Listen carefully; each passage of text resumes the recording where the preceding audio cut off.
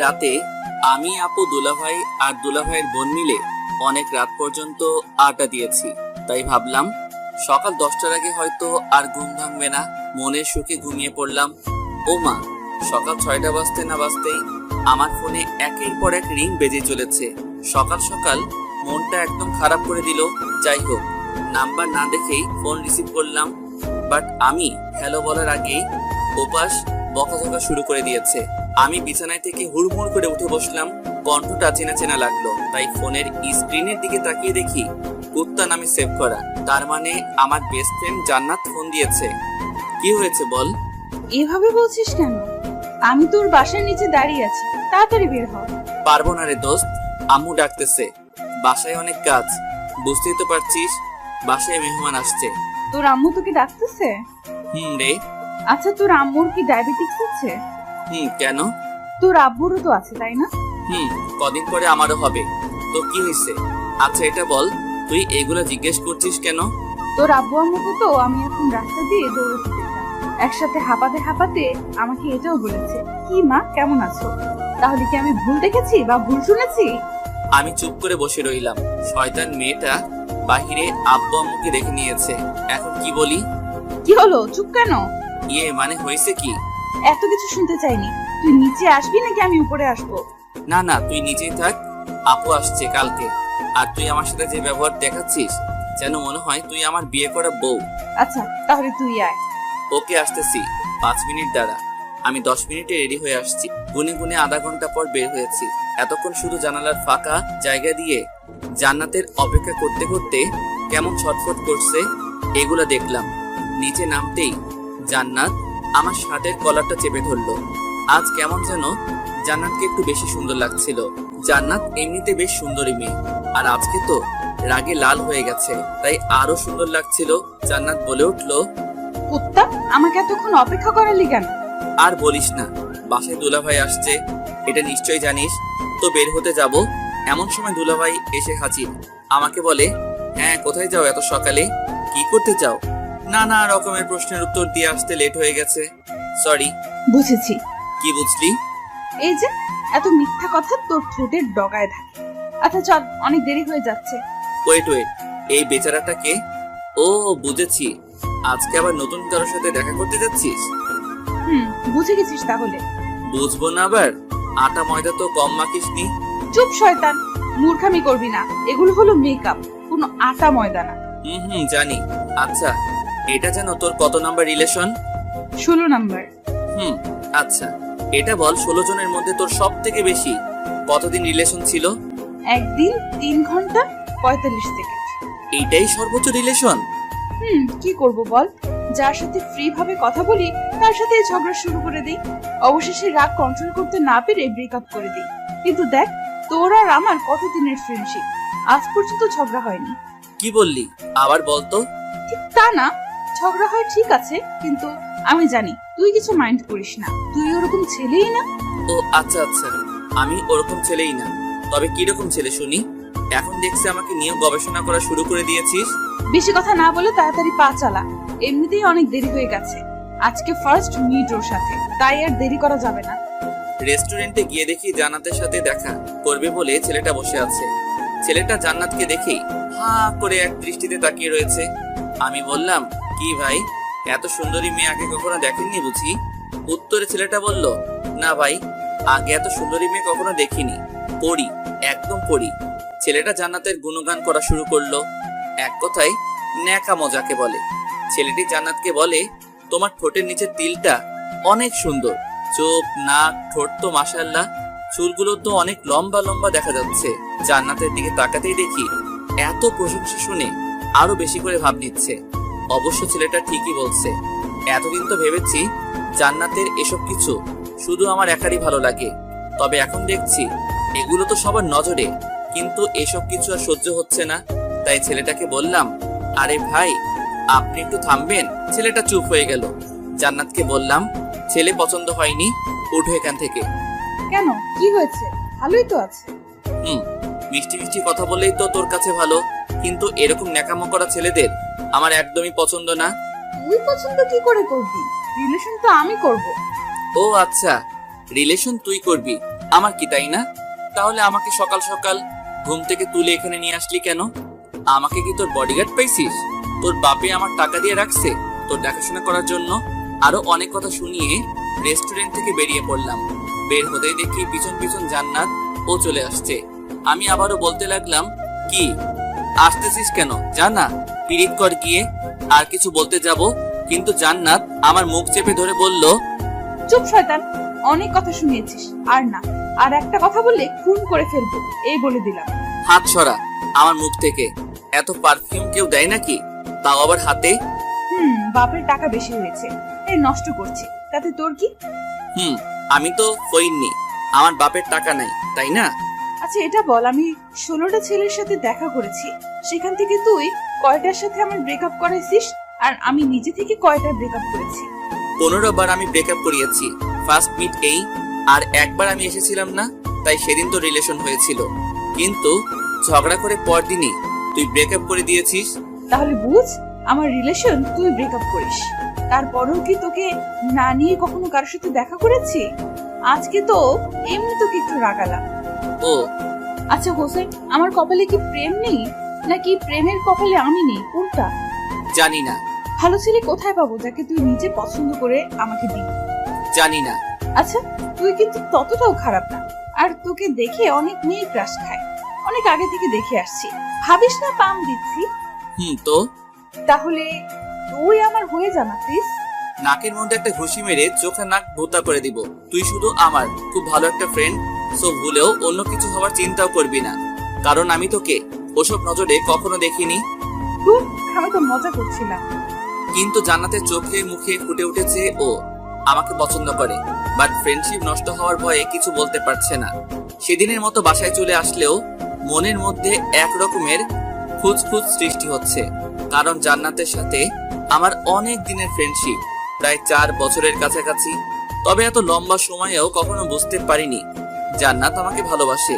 ও এত রিলেশন করতে চায় কিসের জন্য, সেটা এখন বুঝতে পেরেছি। জান্নাত দেখতে চাই ও রিলেশন করলে আমি কোনো রিয়াক্ট করি কিনা। আমি সত্যিই খুব বোকা, এতদিন পর এত বড় সত্যিটা জানতে পেরেছি। এগুলো ভাবতে ভাবতে সিঁড়ি দিয়ে উপরে উঠছিলাম, এমন সময় দুলাভাইয়ের বোন আকির সাথে ধাক্কা লাগলো।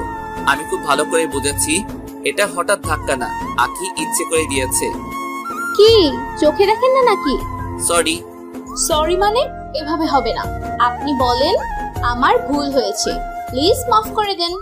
ওকে মাফ করে দিয়েছি, এবার যেতে দাও। উফ, আমি কিভাবে ক্ষমা চাইতে হয় সেটা বলছি। আমি আর কিছু না বলেই রুমে এসে দরজা লক করে দিলাম। কিছুক্ষণ পর সিগারেট খেতে ছাদে গেলাম, গিয়ে সিগারেট জ্বালিয়ে খেতে লাগলাম। এমন সময় ছাদে আকির উপস্থিতি টের পেলাম। পিছন ফিরে দেখে সত্যি আকি দাঁড়িয়ে আছে। আকি বলে উঠলো, মা আপনি সিগারেট খান? কেন চোখে দেখেন না? খাবেন নাকি? খাবো, কিন্তু কোথাও পাই না, তাই খেতেও পারি না।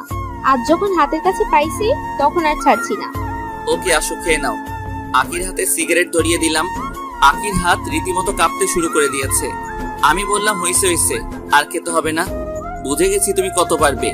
এই বলে আকির হাত থেকে সিগারেটটা নিয়ে আমি খেতে লাগলাম, আর ওর দিকে তাকিয়ে হাসতে থাকলাম। রাগে আকির চোখ মুখ লাল হয়ে গেছে। হঠাৎ করে আমার হাত থেকে সিগারেট মুখে নিয়ে জোরে এক টান মারলো আকি। এরপর কি আর বলবো, 80 বছরের বুড়ার মতো কাশতে শুরু করলো। কাশতে কাশতে শ্বাস নিতেও পারছে না। আমাকে বলে, আপনি এগুলো খান কেমন করে? শয়তান, আগুন দেখে ভয় পায়, আর আগুন মুখে নিয়েছো, তাহলে তো এরকম হবে, তাই না? কি আমাকে শয়তান বললেন? আমি কখন তোমাকে শয়তান বললাম? আপনার কথাই বুঝে নিয়েছি। ও তাই বুঝি। আমি আজকেই ভাইয়াকে বলে দেবো আপনি সিগারেট খান। তোমার ভাই আমার সাথে বসে সিগারেট খায়, ওকে? আর তুমি যে একটু আগে সিগারেট টানছিলে, ওইটা আমি ভিডিও করে রেখেছি। এমনকি তুমি শুরু থেকে শেষ পর্যন্ত যা কিছু বলেছো বা করেছো সব ভিডিও করা শেষ। তখন আখি নিজেরই মাথার চুল টানতে টানতে নিচে চলে যায়। আমি আবার মনের সুখে সিগারেট টানতে থাকলাম। এমন সময় কুত্তাটার ফোন, সরি জান্নাতের ফোন। 8-9 বার ফোন দেওয়ার পর রিসিভ করলাম। কি হয়েছে বল।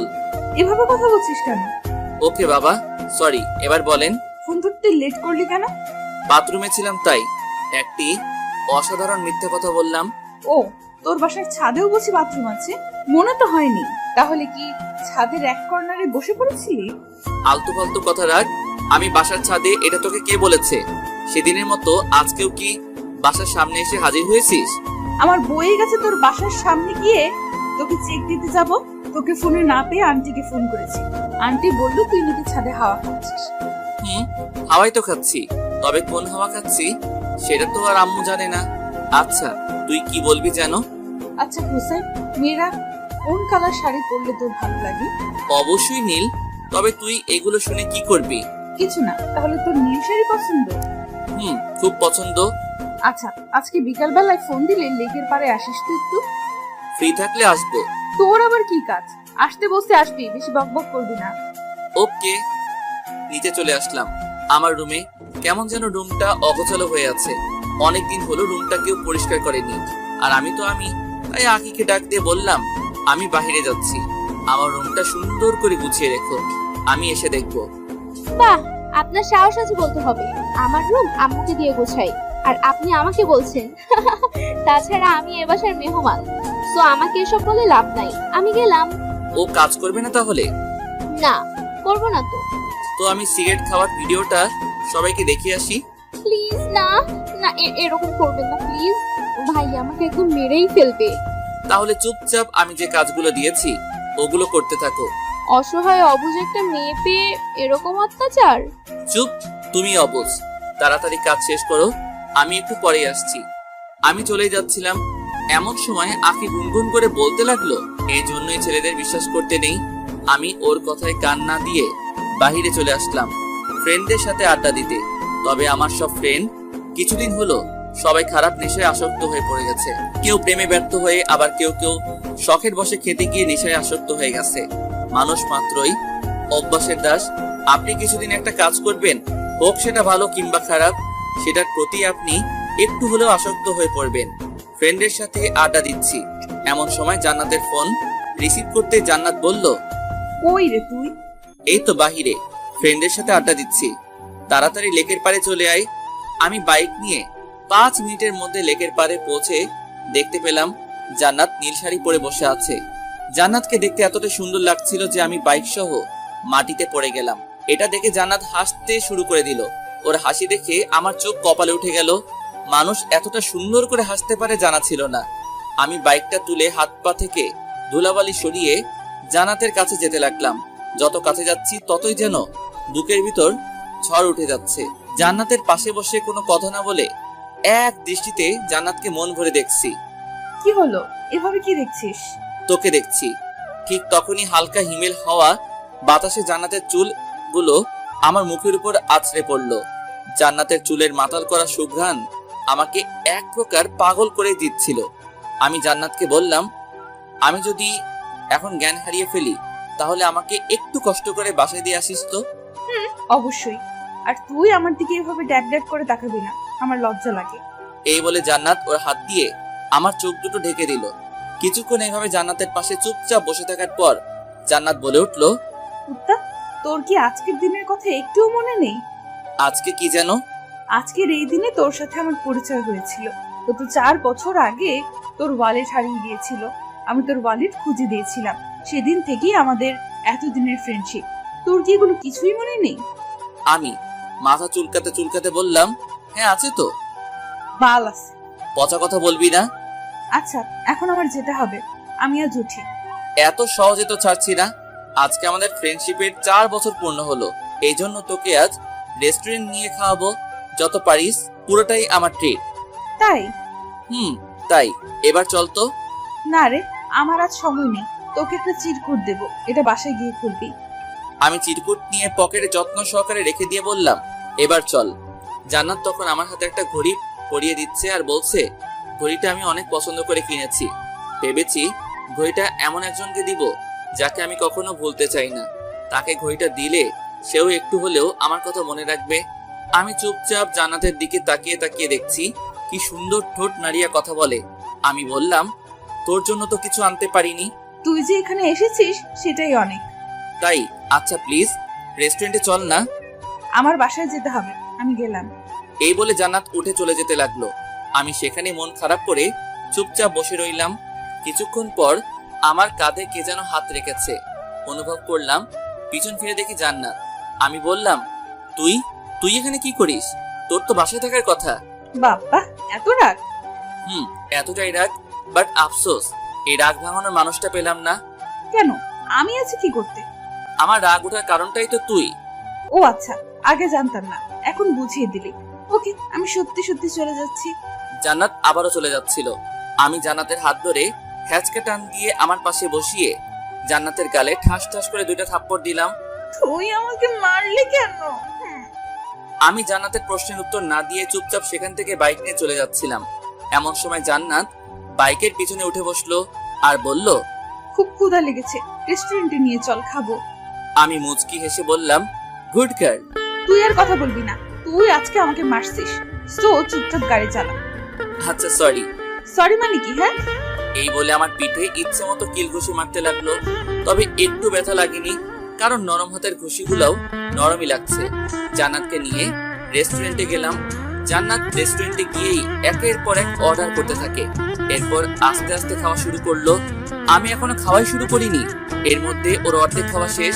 আমাকে বলে কিনা আমি নাকি আস্তে আস্তে খাচ্ছি। কিছুক্ষণ পর আমার অনেক দিনের পুরনো এক ফ্রেন্ড ওর বউকে নিয়ে রেস্টুরেন্টে প্রবেশ করলো। এখন ওরা দেশের বাইরে থাকে, কবে আসছে জানি না। তবে আমাকে দেখেই আমার দিকে ছুটে আসলো আর বলল, কি রে, কেমন আছিস? ও, আমার কথা মনে আছে তাহলে? কাজের অনেক চাপ, তাই তেমন একটা খোঁজ খবর নিতে পারিনি। ভালো। আচ্ছা দোস্ত, ভাবি কিন্তু অনেক কিউট। ভাবি মানে? জান্নাতকে চোখ দিয়ে দেখিয়ে দিল। তখন জান্নাত লজ্জায় মাথা নিচু করে ফেললো। আমি কিছু বলতে যাব, এমন সময় এই যে শুনেন, হুসাইন কিন্তু অনেক ভালো ছেলে, কখনো কারোর সাথে রিলেশন করে। আমরা যখন একসাথে লেখাপড়া করছি তখন হুসাইনকে অনেক মেয়েই অফার দিছে, তবে ও কখনো এসব রিলেশনে যায়নি। তাই বলছি, এমন কোনো কাজ করবে না যাতে ও মনে কষ্ট পায়। জান্নাতকে উদ্দেশ্য করে বলল। জান্নাত মাথা নেড়ে হ্যাঁ বলল। আমি তো পুরো অবাক হয়ে গেলাম। আমার ফ্রেন্ডের সামনে এমন ভাবে নিচ্ছে যেন সত্যি সত্যি ও আমার বিয়ে করা বউ। ফ্রেন্ড বলল, আচ্ছা থাক, পরে দেখা যাবে, আজ একটু কাজে আসছি এখানে। আর জান্নাত আপনাকে নীল শাড়িতে অনেক সুন্দর দেখাচ্ছে। জান্নাত ধন্যবাদ বলল। আমি ফ্রেন্ডকে বললাম, হয়েছে, আর চোখ লাগাতে হবে না। তখন ফ্রেন্ড ওর বউকে নিয়ে হাসতে হাসতে চলে গেল। আমি জান্নাতকে বললাম, এটা কি হলো? তুই ওকে বললি না কেন তুই আমার বেস্ট ফ্রেন্ড? বারে, আমি বলতে যাব কেন? আমার তো শুনতেই ভালো লাগছিল। তার মানে তোর আমার বউ হওয়ার ইচ্ছে আছে? খুব ইচ্ছে। কি বললি আবার বল? তোর বউ হওয়ার ইচ্ছে আছে বললাম, তাই আর কি। কি করবি? মারবি? ওকে মার। আর আমি যে তোকে চিরকুট দিয়েছি, ওটা করলেই বুঝতে পারবি। ভালো, তুই খুব সুন্দর করে ফান করতে পারিস। তোর এগুলো ফান মনে হচ্ছে? তাছাড়া কি? তখন জান্নাত আমাকে চমকে দিয়ে রেস্টুরেন্টের ভিতরেই চিৎকার চেঁচামেচি করে আমাকে বকাঝকা করতে শুরু করে দিল। এমনকি টেবিলে থাকা প্লেট গ্লাসগুলোও দেয়ালে ছুঁড়ে ছুঁড়ে ভাঙতে শুরু করে দিল। অবস্থা খারাপ বুঝে জান্নাতকে কোনোভাবে রেস্টুরেন্ট থেকে বের করে রেস্টুরেন্টের মালিককে জিনিসপত্র নষ্ট করায় জরিমানা আমাকে দিতে হয়েছে। এরপর জান্নাতকে বাসায় নামিয়ে দিয়ে আসলাম। রাস্তায়ও কোনো কথা বলেনি, আমিও কথা বলার আগ্রহ দেখাইনি। জান্নাতকে নামিয়ে দিয়ে বাইক নিয়ে বাসায় ফিরছি। আমাদের বাসার সামনে রাস্তার মোড়ে 2টা ছেলে একটা মেয়েকে নানা রকম ভাবে ইফটিজিং করছে। দূর থেকে ভালোভাবে বুঝতে পারছি না মেয়েটাকে, তাই বাইক নিয়ে কাছে দেখে যা দেখলাম তাতে আমার মনে হচ্ছিল রাগে হয়তো এখন আমার মাথা ফেটে রক্ত বের হবে। দেখলাম 2টা ছেলে আমার বাসার মেহমান আখিকে ইফটিজিং করছে। আখির গলার ওড়না ওই 2 ছেলের হাতে। 2 ছেলে আখিকে দেখছে আর জিহ্বা নাড়িয়ে তাদের ঠোঁট ভেজাচ্ছে। ওদের চোখে মুখে শয়তানের চাপ ভেসে উঠেছে। আমার এতটাই রাগ উঠেছিল যে প্রথমে বাইক থেকে আগে হকি স্টিকটা বের করলাম। বাইক থেকে হকি স্টিকটা বের করে ওই 2 ছেলেকে ইচ্ছে মতো মারতে লাগলাম। হঠাৎ দেখি আশেপাশে অনেক লোকের ভিড় জমে গেছে। রাস্তার মাঝে ওদের রক্তের বন্যা বয়ে যাচ্ছে। প্রায় আধমরা করে ফেলেছি। সেদিন আর কিছু করলাম না, আখিকে নিয়ে বাসায় আসলাম। বাসার সামনে এসে বাইক থেকে নেমে দেখি আখির চোখে পানি। আমি এটা আগে খেয়াল করিনি। তখন আমি নিজ হাতে আখির চোখের পানি মুছে দিয়ে বললাম, ধুর পাগলি, এই সামান্য বিষয় নিয়ে কেউ বাচ্চাদের মতো কান্না করে নাকি? এই কথা বলার সাথে সাথে আবারও কান্না জুড়ে দিল। এখন আমরা বাসার সামনে, তুমি যে এত কান্না করছো, কেউ দেখলে বলবে আমি তোমাকে মেরেছি। প্লিজ কান্নাটা থামাও, কিছুই তো হয়নি, আমি তো আছি, তাই না? চোখের পানি মুছে ফেলো। আপনি মুছে দেন।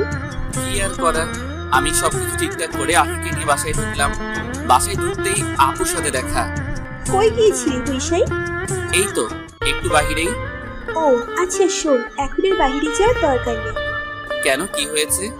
শুনলাম বাহিরে নাকি একটা ছেলে একাই দুজন ছেলেকে এমন মার মারছে যে তাদেরকে আমাদের এখন হসপিটালে রাখেনি, অন্য জায়গাতে নিয়ে যেতে হয়েছে। ও আচ্ছা তাই। কি বদমাইশ ছেলে রে বাবা, একাই দুজনকে মেরে হসপিটালে পাঠিয়ে দিয়েছে। এই কথা শুনে আখি হু হু করে হেসে ফেললো। কি হয়েছে, তুমি হাসলে কেন? কিছু না, এমনি। আপু, আর আমার তো রক্ত দেখলেই ভয় লাগে।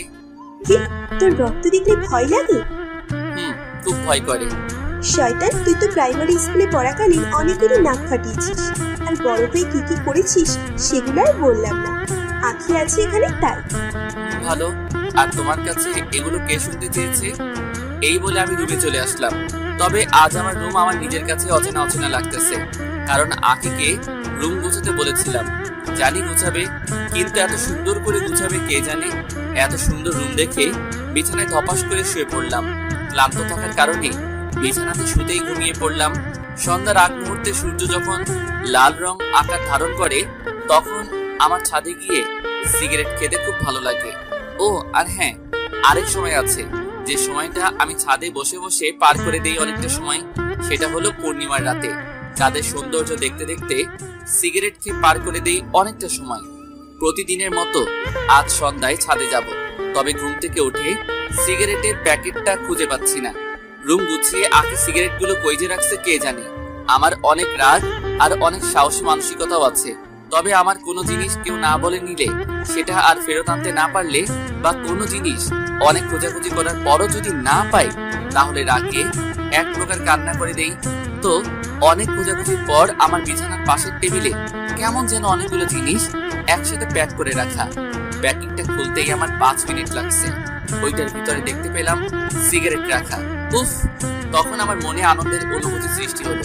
আমি দ্রুত গতিতে সিগারেট খুঁজতে লাগলাম, তবে 7-8টা প্যাক ছিল, কোনোটাতেও একটা সিগারেটও পেলাম না। সব খালি করে রেখে দিয়েছে বদমাইশটা। প্যাকটার কাছে একটা চিরকুট পেলাম, যেটাতে লেখা সিগারেট এমন এক জিনিস যার গায়ে তার বদনাম লেখা থাকে, তাই এগুলো খাওয়া ছেড়ে দিন। জানি এত সহজে ছাড়বেন না, তাই সিগারেট গুলো ফেলে দিয়ে খালি প্যাক রেখে দিয়েছি। উফ, এখন কেমনটা লাগে আখিকে পরে দেখে নিব। বিছানার নিচে আলাদাভাবে সিগারেট থাকে, সেখান থেকে সিগারেটটা নিয়ে ছাদে চলে আসলাম। ছাদে গিয়ে সিগারেট খেতে খেতে ভাবলাম, অনেকক্ষণ তো হয়ে গেল, এখনো পর্যন্ত জান্নাতের ফোন আসেনি, কি হয়েছে? তাই আমি নিজেই জান্নাতকে ফোন দিলাম। ফোন দিতেই রিসিভ করে ওপাশ থেকে মহিলা কণ্ঠে কেউ একজন বলে উঠলো, কাকে চায়? আমি বুঝে ফেললাম এটা জান্নাতের আম্মু, মানে আন্টি ফোন রিসিভ করেছে। তবে জান্নাতের ফোন তো আন্টির কাছে থাকার কথা না। যাই হোক, আন্টিকে বললাম, আমি হুসাইন, জান্নাত কোথায়? ও বাবা, তুমি? হুম। জান্নাত কোথা থেকে যেন এসে রাগের মাথায় আমার ঘুমের ওষুধ খেয়ে ঘুমিয়ে পড়েছে, এখন পর্যন্ত ওঠার নামই নেই। মানে কি, ও এসব খেয়েছে কেন? সেটা জানার জন্যই তো তোমাকে ফোন দেবো ভেবেছি, তবে জান্নাতের ফোনের কিছু বুঝি না, তাই অনেক চেষ্টা করার পরও ফোন দিতে পারছি না। এরপর তুমিই ফোন দিলে। ও আচ্ছা, জান্নাতের এখন কি অবস্থা? আমি কি আসবো? না থাক, দুটো ঘুমের ওষুধ খেয়েছে, সমস্যা নেই, একটু পরেই ঘুম ভেঙে যাবে, তুমি চিন্তা করো না। আচ্ছা আন্টি, ওর ঘুমটা ভাঙলে আমাকে ফোন দিতে বলবেন। ওকে। ফোন রেখে ভাবতে লাগলাম, জান্নাত হয়তো আমাকে অনেকদিন থেকেই ভালোবাসে, তবে কখনো বলেনি। তাই আমি আমাদের ফ্রেন্ডশিপ শেষ করে দেব, মানে জান্নাতের সাথে রিলেশনে যাব। সিগারেট শেষ করে নিচে চলে আসলাম। রাতে খাবার খেয়ে বিছানায় শুয়ে শুয়ে ফেসবুক চালাচ্ছি। এমন সময় আমার দরজায় কে যেন নক করলো। আমি বললাম দরজা খোলা আছে, ভিতরে আসতে পারেন। দরজা খুলে আকি রুমে প্রবেশ করলো। আকির হাত দুটো পিছনে, আমার সামনে এসে বলল, আজ আপনাকে কিছু কথা বলবো, আপনার কি শোনার মতো টাইম হবে? অবশ্যই, আপনি বলেন। আপনাকে আমার প্রথম দেখাতেই ভালো লেগে গিয়েছিল, এরপর ধীরে ধীরে আপনার প্রেমে পড়ে গিয়েছি। এখন সবসময় আপনার কথাই ভাবে। সত্যি বলতে আপনাকে আমি প্রচুর ভালোবেসে ফেলেছি। দেখো আখি, এটা কখনোই সম্ভব না। এত কিছু জানি না, আপনাকে ভালোবাসি এটাই জানি। এই বলে হাত বাড়িয়ে ফুল দিল। আমি ফুলটা নিয়েছি, কারণ হলো ফুল তো কোনো দোষ করেনি। আকি হাসতে হাসতে আমার রুম থেকে চলে গেল। ঠিক তখন মনে পড়লো জান্নাত আমাকে একটা চিরকুট দিয়েছিল, ওইটা প্যান্টের পকেটে রেখেছি। পকেট থেকে চিরকুটটা বের করে পড়তে শুরু করলাম। চিরকুটটা ছিল এমন: দেখ হুসাইন, আমি তোকে অনেক দিন থেকেই ভালোবাসি। যদিও তোর কাছে এটা শুধুমাত্র ফ্রেন্ডশিপ, তবে আমার কাছে না, কারণ আমি তোকে ভালোবাসি। আর ভালোবাসি বলেই তোকে দেখিয়ে রিলেশন করতে চেয়েছি, যাতে তুই আমার প্রতি একটু সিরিয়াস হবি, এটাই ভেবে। তোকে ভালোবাসি এটা অনেক দিন থেকেই বুকের মধ্যে চেপে রেখেছি, তবে আর পারছি না। বিশ্বাস কর, তোকে 1 মিনিটের জন্য আমার ভাবনা থেকে সরাতে পারি না। খুব ভালোবাসি রে তোকে, আর তোকে না পেলে আমি কি করব নিজেও জানি না। আরো অনেক কিছু লেখা ছিল। এখন আমি তো পড়ে গেলাম বিপদে। দু নৌকার এক মাঝি কখনো হয় না। হতো যদি আমি প্লে বয় হতাম, বাট আমি অমন না, কি করব কিছু বুঝতে পারছি না, মাথায় কাজ করছে না। অনেকটা সময় চলে গেল, এখনো পর্যন্ত জান্নাতের কোনো ফোন পেলাম না। এখন রাত 4টা বাজে, আর ভালো লাগছে না, তাই বাইক নিয়ে বেরিয়ে পড়লাম জান্নাতের বাসার উদ্দেশ্যে। 10 মিনিটে পৌঁছেও গেলাম। জান্নাতের বাসার সামনে দাঁড়িয়ে জান্নাতকে ফোন করতে থাকলাম। 10-12 বার ফোন দেওয়ার পর জান্নাত ফোনটা রিসিভ করলো। হ্যালো। কি হয়েছে বলে? আমার কিছু হয়নি, কিন্তু তোর কি হয়েছে? তুই নাকি ঘুমের ওষুধ খাইছিস। তো আপনি কি? আমার কি মানে? আর তুই আমাকে আপনি করে বলছিস কেন? তাহলে কি বলবো? আচ্ছা দেখেন, আমার আপনার সাথে কথা বলতে ভালো লাগছে না, সো বাই। ভালোভাবে কথা বলছি, ভালো লাগে না, নিচে নাম, কথা আছে। পারবো না। এই বলে ফোনটা রেখে দিল। হঠাৎ জান্নাতের এতটা চেঞ্জ আমার কেমন যেন সহ্য হচ্ছিল না, তাই ওদের বাসার ভিতরে গেলাম। দরজা নক করতেই আন্টি দরজা খুলে দিল। বাবা, তুমি আসো, ভিতরে আসো। আমি ভিতরে প্রবেশ করলাম। আচ্ছা হুসাইন, জান্নাত কাউকে কি ভালোবাসে বা প্রেমে ব্যর্থ হয়েছে? তুমি তোর বিষয়ে সব জানো। আরে না, তেমন কিছু না। জানোই তো, মেয়েটা আমার অনেক জেদি। ওর বাবা তো ব্যবসার কাজে বাইরে গিয়েছে, তাই জান্নাতকে নিয়ে আমার অনেক চিন্তা হয়। কখন যে কি করে বসে পাগলি মেয়েটা। আপনি চিন্তা করেন না, আমি আছি তো। জান্নাত কোথায়? ও তো উপরে, ওর রুমে। আমি উপরে গিয়ে জান্নাতের দরজাতে নক করলাম, বাট কোনো সারা শব্দ পেলাম না। আমার ডাকাডাকিতে আন্টিও নিচ থেকে চলে এলো। আন্টিও অনেক ডাকাডাকি করলো, কিন্তু কোনো কাজ হলো না। জান্নাত কিছুতেই দরজা খুলছে না। রাগ থাকা ভালো, কিন্তু এতটা রাগ মোটেও ভালো না। আমি সেখান থেকে মন খারাপ করে বাসায় চলে আসলাম। বাসায় এসে নিজেকে পাগল পাগল লাগতেছিল। আমি এজন্য আমার লাইফে কারোর সাথে রিলেশন করিনি, কারণ আমি জানি রিলেশনের সুখের চেয়ে দুঃখের পরিমাণটাই বেশি হয়। কেউ যদি জাস্ট একবার মন থেকে 3-4 বছর রিলেশন করে, সেই প্রেমে ব্যর্থ হয়, তাহলে তারা জীবনটা নষ্ট করতে 1 মিনিটও ভাববে না। ছোটবেলা থেকে যে ভয়টা পেয়ে এসেছি, আজ সেটাই হলো আমার সাথে। কারণ আমি জান্নাতকে ভালোবেসে ফেলেছি। কোন এক কবির কথা, একটা ছেলে মেয়ে কখনো ভালো বন্ধু হতে পারে না, কোনো না কোনো সময় প্রেমে পড়বেই। আমি জানি না কথাটা কতটুকু সত্যি, কিন্তু আমি জান্নাতকে অসম্ভব ভালোবেসে ফেলেছি, এইটুকু বলতে পারি। রাত প্রায় 10টা বাজলো বলে আমার মনটা ভীষণ খারাপ, তাই এক হাতে গিটার, অন্য হাতে সিগারেটের প্যাক নিয়ে ছাদে চলে আসলাম। আমি গিটারিস্ট, গিটার বাজাতে ভালোবাসি। প্রায় সময় ফেসবুক লাইভে আসি, কারণ আমার গিটার বাজানো অনেকেরই পছন্দ। এই গিটার বাজিয়ে ফেসবুকে কত মেয়ের প্রপোজ পেয়েছি, হিসাব নেই। কিন্তু সত্যি বলতে ভালোবাসায় বিশ্বাস না করা আমি আজ কারো ভালোবাসার অভাবে ভুগছি। যাই হোক, আজকে আর লাইভে গেলাম না। আমাদের ছাদ থেকে চাঁদটা খুব সুন্দর দেখা যায়, তাই গিটার বাজিয়ে সিগারেট খাচ্ছি। এমন সময় ছাদে আঁকি আসলো, তখন মাথাটা পুরো গরম হয়ে গেল। এমনিতে মনটা ভালো না, এখন এসে ন্যাকামো করবে, বলবে সিগারেট খেও না, এই কইরো না, ওই কইরো না, বিরক্তিকর। মেহমান বলে কিছু বলতেও পারি, দাঁত কামড়ে রাগটা আটকে রাখি।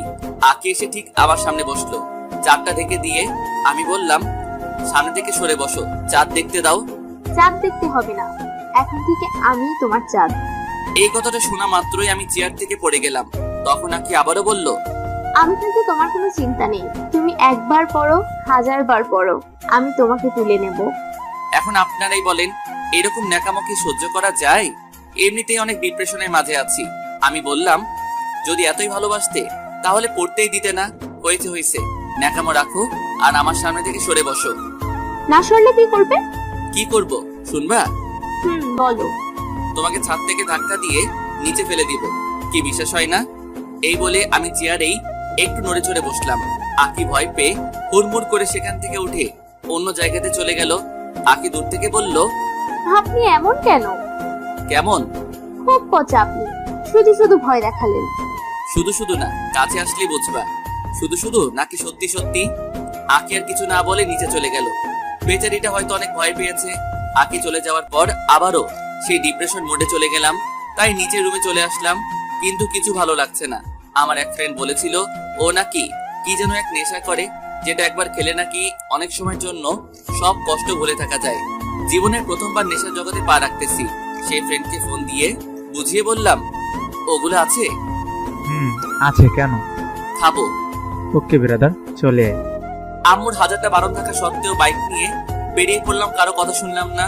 আম্মু অনেক বললো এত রাতে বাইক নিয়ে বের হইস না বাবা, বিপদ হতে পারে। আমি আম্মুকে জড়িয়ে ধরে বললাম, কিছু হবে না, তোমার দোয়া আমার সাথে আছে তো, তাই না? এই বলে বাইক নিয়ে বেরিয়ে পড়লাম। রাস্তায় তেমন একটা গাড়ি নেই, 2-1 মিনিট পর পর মালবাহী ট্রাক যাচ্ছে, তাই বাইকের স্পিড 100-র নিচে আসতেই দেয়নি। হঠাৎ করে কেমন যেন মাথা ঘুরে গেল, চোখে অন্ধকার দেখলাম, তাই বাইকের কন্ট্রোলটা হারিয়ে এক মালবাহী ট্রাকের নিচে চলে গেলাম। তারপর আমাকে সেখানে থাকা লোকগুলো হসপিটালে নিয়ে গিয়েছে। আমার অবস্থা খুব খারাপ, শরীর থেকে প্রচুর রক্তক্ষরণ হয়েছে।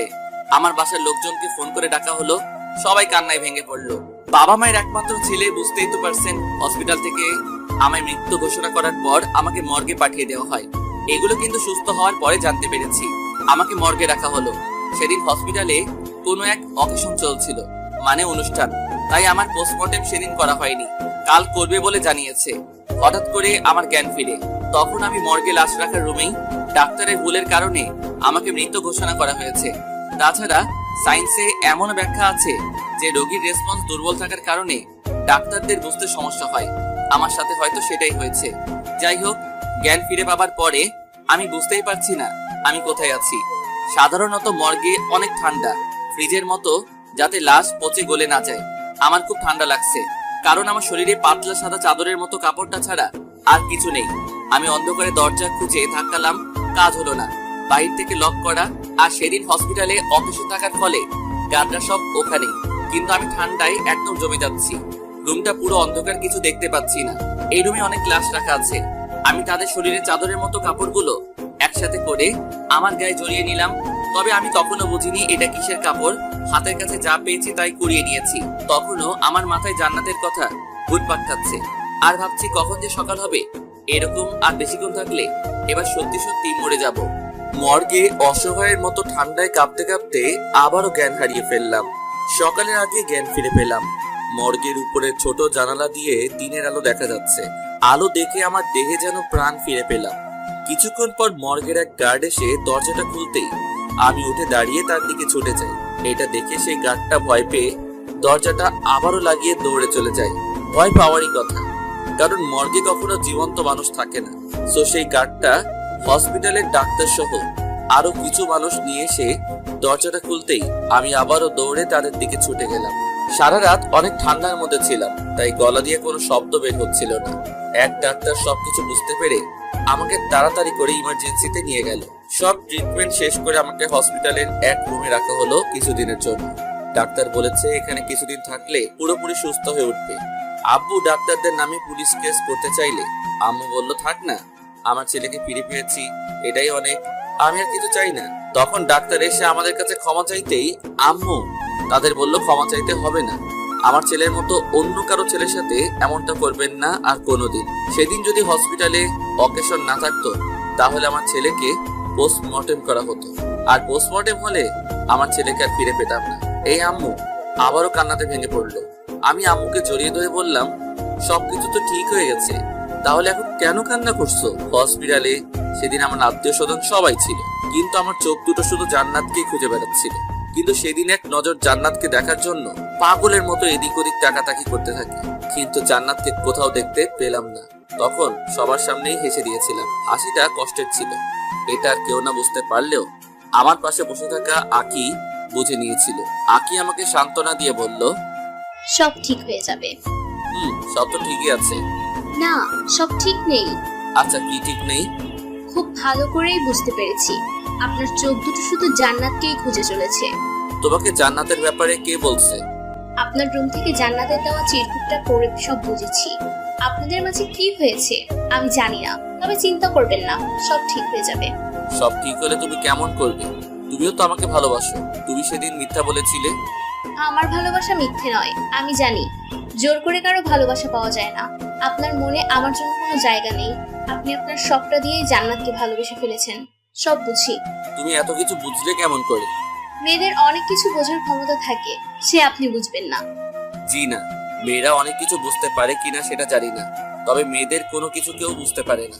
যেমন আমি, জান্নাত কেন এমন করছে কিছুই বুঝতে পারছি না। আপনার ভালোবাসা যদি সত্যি হয়ে থাকে তাহলে অবশ্যই জান্নাত আপনার জীবনে আবার ফিরে আসবে। তাহলে তোমার ভালোবাসা কি হবে? আমার ভালোবাসা না হয় অপূর্ণই থেকে যাবে। সব ভালোবাসার যে পূর্ণতা পেতে হবে এমন তো কোনো কথা নেই। ভালোবাসার মানুষকে সারা জীবনের জন্য পেতে হলে অনেক বড় কপাল লাগে, আর সেটা তো আমার নেই। এইটুকু বলে আখি চোখের পানি লুকিয়ে মুচকি এসে রুমের বাইরে চলে গেল। আখি বাইরে চলে গেলে আম্মু ভিতরে এসে বলল, বাবা কিছু লাগবে? হুম, কি লাগবে বাবা? একটু বাইরে যেতে চাই। কেন, কি লাগবে বল আমাকে, আমি এনে দিচ্ছি। সিগারেট লাগবে, এনে দিতে পারবে? আম্মু জানেই আমি অনেক আগে থেকে সিগারেট খাই, শুধু গল্পে, বাস্তবে সিগারেটের ধোয়া পর্যন্ত সহ্য করতে পারি না। আম্মু কিছুক্ষণ চুপ থেকে বলল, তোর এই অবস্থায় কিভাবে সিগারেট দিই তোকে? প্লিজ মা, আর পারতেছি না, একটা খেলে কিছু হবে না। আচ্ছা দেখছি কি করা যায়। এই বলে আম্মু চলে গেল। কিছুক্ষণ পর আকিকে দিয়ে একটা প্যাকের ভিতরে একটা সিগারেট আর একটা মেস পাঠিয়ে দিয়েছে। এসব দেখে আকি বলে উঠল, আপনার তুলনা হয় না। আপনার আম্মুর সাথে আপনি এতটা ফ্রি আগে জানতাম না। হুম। আমি আস্তে আস্তে উঠে ওয়াশরুমে গিয়ে সিগারেট খেয়ে আসলাম। এভাবে দুদিন চলে গেল। ডাক্তার এসে বলল, হুসাইন ঠিক হয়ে গিয়েছে, তবে কিছু ওষুধ লিখে দিচ্ছি, ওগুলো ঠিক মতো কিছুদিন খেলে পুরোপুরি সুস্থ হয়ে উঠবে। আচ্ছা, আমার ছেলেকে বাসায় নিয়ে যেতে পারবো কবে? কাল সকালে, তবে আজ বিকেলেও নিয়ে যেতে পারেন, সমস্যা নেই। কখন বাসায় যেতে চাও বাবা? এখনই যাব। এখন যেতে পারবে না? আচ্ছা, তাহলে আমরা বিকালের দিকে বাসায় যাব। আমি মাথা নেড়ে হ্যাঁ বললাম। বিকেলের দিকে আমাকে বাসায় নিয়ে আসা হলো। সন্ধ্যার দিকে জান্নাতের কথা খুব মনে পড়ছিল। শরীরটাও তেমন ভাবে ঠিক হয়নি। আমি সকল রাগ অভিমান ভুলে পায়ে হেঁটেই জান্নাতের বাসার উদ্দেশ্যে বেরিয়ে পড়লাম। জান্নাতের বাসার সামনে যেতেই দেখতে পেলাম জান্নাতের রুমের লাইটটা অফ। কিন্তু এখন জান্নাতের রুমের লাইট অফ থাকার কথা না। আমি দরজাতে নক করার সাথে সাথে আন্টি দরজা খুলে দিল। তুমি অসুস্থ তো এত কষ্ট করে এখানে আসার কি দরকার ছিল? হসপিটালে আমাকে সবাই দেখতে এসেছিল, আপনিও ছিলেন, কিন্তু জান্নাত আসেনি কেন? ওর কি কোনো সমস্যা হয়েছে? আন্টির মুখের দিকে তাকিয়ে লক্ষ্য করলাম আন্টি কোনো কিছু আমার কাছ থেকে লুকাচ্ছে। না বাবা, তেমন কিছু না। আন্টি আমাকে নিয়ে জান্নাতের রুমে গেল। আন্টি লাইটটা অন করতেই দেখতে পেলাম জান্নাত ঘুমাচ্ছে। তবে এটা সেই আগের জান্নাত না, অনেক শুকিয়ে গিয়েছে, চোখের নিচে কালো কালো ছাপ পড়ে গিয়েছে। আমি জান্নাতের পাশে বসে জান্নাতের মাথায় হাত রাখতেই ওর ঘুমটা ভেঙে গেল। জান্নাত বিছানায় উঠে বসে আমাকে বলল, কেমন আছিস? ভালো, তবে তোর এই অবস্থা কেন? এমনি, হো কিছু না, বাদ দে। আচ্ছা, তোকে একটা কথা বলার ছিল। বল। দুদিন পর আমার বিয়ে, সো আমার বিয়েতে তোকে কিন্তু আসতেই হবে। আমার মাথায় যেন আকাশ ভেঙে পড়লো। ডাক্তার বলেছিল আমি যেন কোনো কিছুর চাপ না নেই। আমি নিজেকে সামনে নিয়ে বললাম, এটা কবে ঠিক হলো? কিছুই তো জানলাম না। আমাকে না জানিয়ে বিয়ে ঠিক করে ফেলেছিস। আজ আমি না আসলে হয়তো আমাকে ছাড়াই বিয়েটা করে ফেলতি। আব্বুর ফ্রেন্ডের ছেলের সাথে হুট করেই আমার বিয়ে ঠিক করে ফেলেছে, আমি বুঝতেও পারিনি। ও আচ্ছা, সমস্যা নেই, ওকে, আমি অবশ্যই তোর বিয়েতে আসবো। আর কিছু বলতে পারলাম না। কখন যে আমার চোখের কোণে পানি জমে গিয়েছে বুঝতেই পারিনি। তাই সেখানে আর বেশিক্ষণ থাকলাম না, বাসায় চলে আসলাম। রাস্তা দিয়ে হেঁটে হেঁটে আসার সময় আমার চোখ দিয়ে অঝরে পানি ঝরেছে। বাসায় এসে নিজেকে সান্ত্বনা দিয়ে ভাবলাম, যদি আমার ভালোবাসা সত্যি হয়ে থাকে তাহলে অবশ্যই জান্নাত আমার কাছে ফিরে আসবে। কিন্তু বারবার মনে হচ্ছে আমি জান্নাতকে হারিয়ে ফেলছি। তবে আমার বিশ্বাস জান্নাত আমার আর আমার কাছে ফিরে আসবে। দেখতে দেখতে দুদিন চলে যায়। কাল জান্নাতের বিয়ে। রুমে শুয়েছি, এমন সময় এক ফ্রেন্ডের ফোন আসলো। রিসিভ করতে ফ্রেন্ড, কিরে হুসাইন, কই তুই? কেন, কি হয়েছে? আজ জান্নাতের বিয়ে, জানিস না? জানি তো, কি হয়েছে? তো কি হয়েছে মানে, তুই যাকে নিয়ে স্বপ্ন দেখতি আর আমাদেরকে তোর আর জান্নাতের গল্প শুনে আজ তার বিয়ে হয়ে যাচ্ছে, অথচ তোর কোনো চিন্তা নেই। বাদ দে তো, ও আমার জাস্ট ফ্রেন্ড ছিল। বোকা ভাবিস না, সব জানি। তুই বাসা থেকে বের হ, আমি সব রেডি করে রেখেছি। মানে কি রেডি করে রাখছস? জান্নাতকে উঠিয়ে নিয়ে আসবো। না থাকলে আর জান্নাত আমার সাথে কখনো আসবে না। আসবে না মানে? অজ্ঞান করে নিয়ে আসবো, ভাবনি আর জায়গা পায় না মেয়েটা। আচ্ছা বাদ দে তো এসব, এখন রাখছি। এই বলে আমি ফোনটা রেখে দিলাম। এমন সময় আম্মু রুমে আসলো। কি হয়েছে? কই কিছু না তো। তাহলে তোর চোখ বেয়ে পানি পড়ছে কেন? ও ও খেয়াল করিনি, হয়তো চোখে কিছু ঢুকেছে। দরজার পাশে দাঁড়িয়ে আমি সব শুনেছি। তুই অনেক বড় হয়ে গেছিস। ছোটবেলায় তো পিঁপড়ের কামড় খেয়ে আমার কাছে এসে কান্না করতিস, আর এখন এত বড় মাপের কষ্ট লুকিয়ে আমার সাথে দিব্যি হেসে হেসে কথা বলছিস তুই। তখন আর নিজেকে আটকে রাখতে পারলাম না, আম্মুকে জড়িয়ে ধরে কান্নার সুরে বললাম, মা, জান্নাতকে খুব ভালোবেসে ফেলেছি, হয়তোবা নিজের থেকেও বেশি। তো চিন্তা কিসের? তোর ফ্রেন্ডের সাথে গিয়ে উঠিয়ে নিয়ে আয়, পরে যা হবে আমি বুঝবো। তবে তোর কষ্ট দেখতে রাজি নই আমি। জান্নাত যদি জাস্ট একবার বলতো যে আমাকে ও এখনো ভালোবাসে, তাহলে জান্নাতকে আমার কাছ থেকে কেউ আলাদা করতে পারতো না। বাট ও তো এখন আমাকে সহ্যই করতে পারে না, তাই যা হবার হবে সব ভাগ্যের উপর ছেড়ে দিয়েছি। তাহলে এখন কি করবি? কিছু না, ভাগ্যে যদি থাকে তো জান্নাত ফিরে আসবে, আর না থাকলে যাক, বাদ দাও। সে তুই যা ভালো বুঝিস কর, তবে এভাবে মন মরা হয়ে বসে থাকবি না, আমার কিন্তু খারাপ লাগে। ওকে। আম্মু চলে গেলে আবার আকি ভিতরে আসতে চাইলে আমি বললাম, বাহিরে আর কেউ আছে? না। আচ্ছা, এখানে কি ইন্টারভিউ চলছে নাকি যে একের পর এক আসছো? এভাবে বলছেন কেন? আচ্ছা, চলে যাচ্ছি। না, কি বলবে বলে যাও। আজ আমি আমাদের বাসায় চলে যাচ্ছি, তাই বলতে আসছিলাম। ততক্ষণ আপনি আপনার আম্মুর সাথে কথা বললেন, তাই ভেতরে আসিনি। আকির কথা শুনে কিছুক্ষণ চুপচাপ বসে রইলাম, তারপর বললাম, আজকে কেন যেতে হবে? আসছি তো অনেকদিন হলো। বাসা থেকে আম্মু ফোন দিয়েছিল, বললো বাসায় চলে আসতে। আজ তো যেতে পারবো না। কেন পারবো না? আজ জান্নাতের বিয়ে। তাই কি? তাই কি মানে? আমি কান্না করলে আমাকে সান্ত্বনা কে দিবে শুনি? আপনি বাচ্চাদের মতো কান্না করবেন? হুম। ওকে, তাহলে আপনার কান্না দেখতে আজ না হয় থেকেই যাই, কি বলেন? থ্যাঙ্কস। চলে যাচ্ছিলাম, তাই আপনার জন্য একটা সিগারেটের প্যাকেট নিয়ে এসেছি। ভাবলাম এটা দিয়ে চলে যাব। কই দাও তাহলে। জি না, আজ তো যাওয়া হচ্ছে না, তাই কাল যাওয়ার সময় দিব। না, এখন এটা দাও, পরে না হয় আরেক প্যাকেট দিয়ে যাবে। ওকে। আকি সিগারেট দিয়ে চলে গেল। দিনটা কষ্টে কোনোভাবে কাটিয়ে নিলাম। জান্নাতকে হয়তো রাত 1টা-2টার দিকে ওদের বাসা থেকে নিয়ে যাবে, বিয়ের সব কাজ সম্পন্ন করে। এখন সন্ধ্যা নেমে গিয়েছে, কষ্টটা যেন ধীরে ধীরে বেড়েই চলেছে। আজ সারাদিন আমার রুম থেকে বের হয়নি। জান্নাতকে শেষ একটি বারের জন্য দেখার জন্য মনটা পাগলের মতো ছটফট করছে, তাই দৌড়ে জান্নাতের বাসার দিকে ছুটে গেলাম। দূর থেকেই বিয়ে বাড়ির হইচই শুনতে পেলাম। বুকের বাপাসটা কষ্টে যেন অবশ হয়ে যাচ্ছে। আমি আস্তে আস্তে জান্নাতের বাসায় ঢুকলাম। বাসায় অনেক লোকজন, পরিচিত কাউকে খুঁজে পাচ্ছি না যে জান্নাতের কথা জিজ্ঞাসা করব। হঠাৎ জান্নাতের এক মেয়ে ফ্রেন্ডকে দেখতে পেলাম, ওর নাম রূপা। রূপা আমাকে দেখতেই আমার দিকে ছুটে আসলো। রূপা বলল, হুসাইন ভাইয়া, আপনি এখানে কেন? জান্নাত তো উপরে। জান্নাত উপরে? আচ্ছা, আপনি নাকি মৃত থেকে জীবিত হয়েছেন? কে বলেছে এগুলা? এলাকার সবাই জানে, আমি জানবো না? ও, কিন্তু মৃত মানুষ কখনো জীবিত হয় না। আমার রেসপন্স দুর্বল ছিল, তাই অমনটা হয়েছিল। ও আচ্ছা, এখন বুঝলাম। বাট এই সামান্য কাহিনীকে লোকেরা রচনা করে ফেলেছে। আপনি নাকি কবর থেকে উঠে এসেছেন, আরো এরকম অনেক কিছু বলেছে তারা। ও বাদ দাও। আচ্ছা, আমাকে একটু জান্নাতের কাছে নিয়ে যেতে পারবে? আপনি হলেন জান্নাতের বেস্ট ফ্রেন্ড, আপনাকে আমার নিয়ে যেতে হবে কেন? আপনি তো যেতে পারেন। রূপার কথা শুনে জান্নাতের আর আমার সে আগের মিষ্টি ফ্রেন্ডশিপের কথা মনে পড়ে গিয়েছে। কতই না সুন্দর ছিল সেসব দিনগুলো। এগুলো ভাবতে ভাবতে চোখের কোণে অনেকটা পানি জমে গিয়েছে। আমি রূপাকে বললাম, আচ্ছা তুমি যাও তাহলে। রূপা চলে গেলে আমি উপরে গেলাম। দরজার বাহির থেকে জান্নাতকে দেখতে পেলাম। জান্নাতের দিকে তাকিয়ে চোখ ফেরাতে পারছি না। জান্নাত এমনিতেই অনেক সুন্দর, তার মাঝে আজ আবার বিয়ের সাজে। কখনো পরি দেখিনি, তবে পরিদের বিষয় যতটুকু শুনেছি তার থেকে জান্নাত কোনো অংশে কম নয়। সেখানে আর বেশিক্ষণ থাকতে পারলাম না, দ্রুত বাসায় চলে আসলাম। নিজের উপরে এত রাগ হচ্ছিল বলে বোঝাতে পারবো না। কেন যে সেদিন জান্নাতের ভালোবাসাটা অবহেলা করেছি। সেদিন জান্নাতকে ফিরিয়ে না দিলে আজ হয়তো আমার এমন দিন দেখতে হতো না। রাগে আমার রুমের জিনিসপত্র ভাঙতে শুরু করে দেই। জিনিসপত্র ভাঙার শব্দ পেয়ে নিচ থেকে আম্মু আপু চলে আসে। আমাকে সান্ত্বনা দিয়ে তারা চলে যায়। আমাকে বলে ঘুম আসতে, তবে ঘুম আসছিল না বলে 3-4টা ঘুমের ওষুধ একবারে খেয়ে ফেলি। এখন আর বিছানায় উঠতে পারিনি। বিছানার নিচে ফ্লোরে ঘুমিয়ে পড়লাম। সকালে ঘুম থেকে উঠে অনুভব করলাম আমি বিছানাতে শুয়ে আছি। আমার কপালে কে যেন চুমু খাচ্ছে। চোখ খুলতে দেখতে পেলাম জান্নাত আমার পাশে বসে কপালে চুমু খাচ্ছে।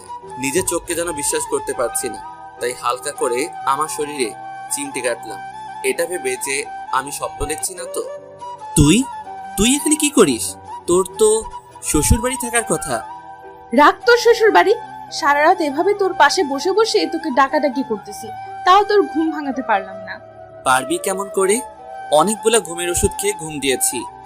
এই কথা বলা মাত্রই জান্নাত আমার বুকের উপর উঠে বসে আমার গালে মিষ্টি মিষ্টি থাপ্পড় মেরে বলতে থাকে, শয়তান, তুই এগুলো খাইছিস কেন? তোর কাছ থেকেই তো শেখা এগুলি খাওয়া। আমি আগে অবশ্যই খেয়েছি, যার ফলে আমার শরীর স্বাস্থ্য মাঝখানে নষ্ট হয়ে গিয়েছিল। এখন আর খাই না, তাই আবার ঠিক হয়ে গিয়েছে। সেটা তো দেখতেই পাচ্ছি, তবে তুই এখানে কেন? তাহলে কোথায় থাকবো? শ্বশুর বাড়ি? হুম। আমার ভালোবাসা এত সস্তা মনে করিস? সস্তা না হলে বিয়ে করতে রাজি হয়েছিলি কেন? আব্বুর ফ্রেন্ডের ছেলের সাথে আমাকে জোর করে বিয়ে দিতে চেয়েছিল, আমি রাজি হয়েছি বলে আজ এখানে আসতে পেরেছি। না হলে কি? না হলে আমাকে আটকে রেখে জোর করে বিয়ে দিয়ে দিত। বুঝেছি, তবে আমাকে তো বলতে পারতি এসব কথা। বলবো কেন? তুই যে আমাকে প্রথমে অবহেলা করেছিস সেটা ভুলে গিয়েছি ভাবছিস? কিচ্ছু ভুলিনি, তাই তোকে একটু শিক্ষা দিলাম। এটা একটু শিক্ষা, আর একটু হলে তো মরেই যেতাম। ভালো। ভালো, তবে তুই এখন আমার বুকের উপর থেকে নেমে অন্য জায়গাতে বস গিয়ে। জি না, আমি তোর বুকের উপরেই বসে থাকবো। কি করবি তুই? সত্যি ব্যথা লাগতেছে, রাতে কিছু খাইনি। এমন সময় আখি রুমে আসলো, এসে বলল আমাকে আর জান্নাতকে আম্মু নিচে ডাকছে। জান্নাত আমার উপর থেকে উঠে বসে আখিকে বলল, তুমি তাহলে আখি? হুসাইনের মুখে তোমার কথা অনেক শুনেছি, যা শুনেছি তার থেকে কোনো অংশে কম নয়। অনেক সুন্দরী তুমি। কি যে বলেন আপু, আপনার সৌন্দর্যের মাঝে সকল সৌন্দর্য হার মেনে যাবে। আমি এতটাও সুন্দর না। ওকে, আমি হুসাইনের কাছ থেকে শুনেছি তুমি নাকি হুসাইনকে লাইন করো। আখি চুপ করে রইলে জান্নাত বলল, তোমাকে হুসাইনের থেকে ভালো একটা ছেলে এনে দিব। আর হুসেন কিন্তু বেশি একটা ভালো না, ওকে আমি খুব ভালোভাবেই চিনি, তবে মন থেকে ভালোবেসে ফেলেছি। কি আর করা, তাই ছুটি চলে আসলাম। ভালোই হয়েছে, আপনাকে ছাড়া উনি অনেক কষ্ট ছিল। আপনি আসাতে ওনার মুখে হাসি ফুটেছে দেখছি। আচ্ছা, আমি নিচে গেলাম, আপনারা তাড়াতাড়ি করে নিচে আইসেন। ওকে, যাও, আসছি। আমি আর জান্নাত নিচে গেলাম। জান্নাত আম্মুর পায়ে সালাম করলো। আম্মু জান্নাতকে বলল, তুমি এখানে আসছো, এটা কি তোমার বাসায় জানে? না, কেউ জানে না। তাহলে তো তাদের ফোন দিয়ে জানাইতে হবে, তা না হলে তারা চিন্তায় থাকবে। না, ফোন দিয়ে না, ফোন দিলে এসে আমাকে নিয়ে যাবে। আরে সমস্যা নেই, আসছে যখন নিয়ে যেতে পারবে না। চিন্তা করো কেন, আমি তো আছি, দেখি কেমন করে নিয়ে যাই। খুব ভয় করছে, আব্বু যে রাগী। সমস্যা নেই, আমি ফোন দিচ্ছি। আম্মু জান্নাতের বাসায় ফোন দিয়ে জানায়, জান্নাত আমাদের বাসায় তা জানালো। এরপর আম্মু আমাকে বলল, আচ্ছা তোরা গল্প কর, আমি আসছি। আমি জান্নাতকে নিয়ে উপরে চলে গেলাম। উপরে এসে জান্নাত আমাকে বলল, তুই রাতে কিছুই খাসনি? খেয়েছি তো। কি খাইছিস? এই ধরো সিগারেট, আরো নেশা জাতীয় অনেক কিছু। এসব খেয়ে কি লাভ বলতো আমাকে? জানি না। ভালো, তুই থাক, আমি নিচ থেকে আসছি। কই যাস? নিচে। আবার পালিয়ে যাবি না তো? তখন জান্নাত আমার দিকে ভ্রু কুঁচকে কিছুক্ষণ তাকিয়ে থেকে আমাকে ভয় দেখিয়ে নিচে চলে গেল। কিছুক্ষণ পর আমার জন্য জান্নাত নুডলস করে নিয়ে এসে আমাকে খাইয়ে দিতে শুরু করলো। আমিও মনের সুখে খাওয়া শুরু করলাম। সব নুডলস কখন যে শেষ করে ফেলেছি নিজেও জানি না। আচ্ছা, নুডলসটা কে রান্না করেছে? কে আবার? আমি। ও, খুব ভালো হয়েছে, প্লিজ আবার করে নিয়ে আসবি। ওকে, যাচ্ছি। জান্নাত আবারও নুডলস করে নিয়ে আসলো। আমি জান্নাতকে বললাম, তুমি রাতে কিছু খেয়েছো? চিন্তায় ভালো লাগে না, আবার খাওয়া। তার মানে রাতে কিছু খাওনি? না। এর জন্য তোমাকে আবার নুডলস করে আনতে বলেছি। কেন, তুমি খাবে না?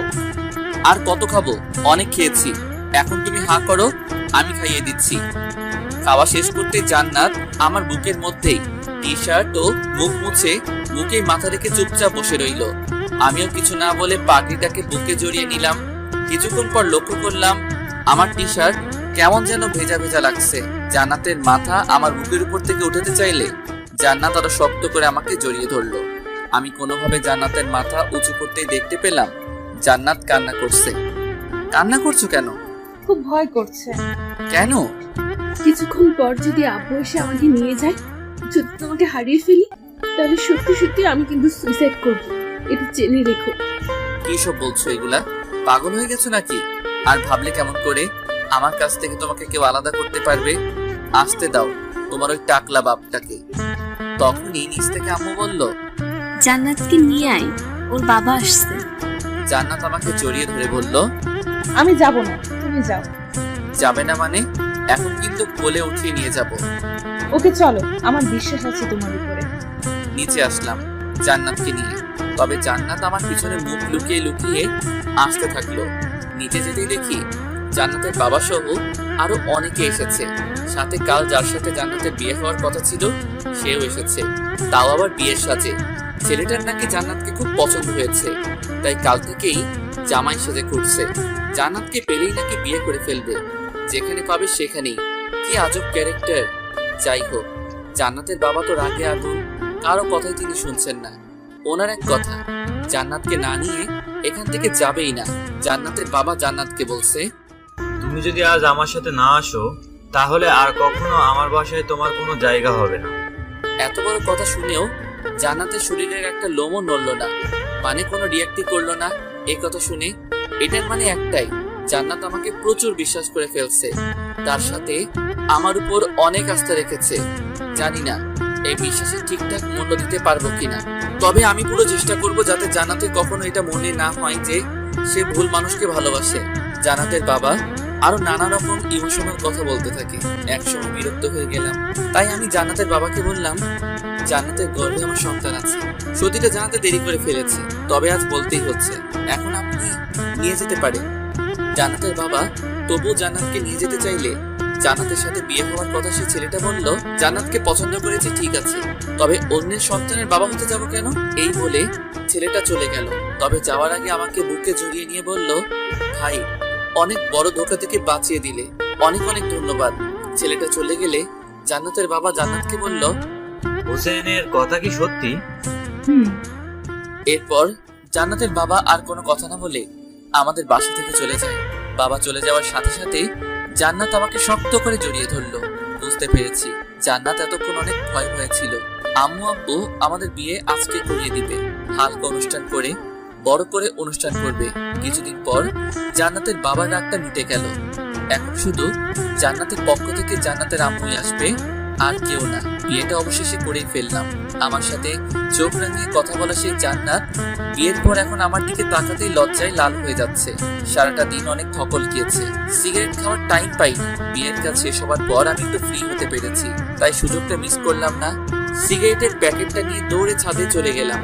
পকেট থেকে সিগারেট বের করতে যাব, এমন সময় দেখি ছাদে আমার কিছু আত্মীয় স্বজন সন্ধ্যায় হাওয়া খাচ্ছে। তারা আমাকে দেখলেই ডাক দিয়ে নানা রকম প্রশ্ন করবে, কারণ সারাদিন আমাকে খুঁজে পাইনি।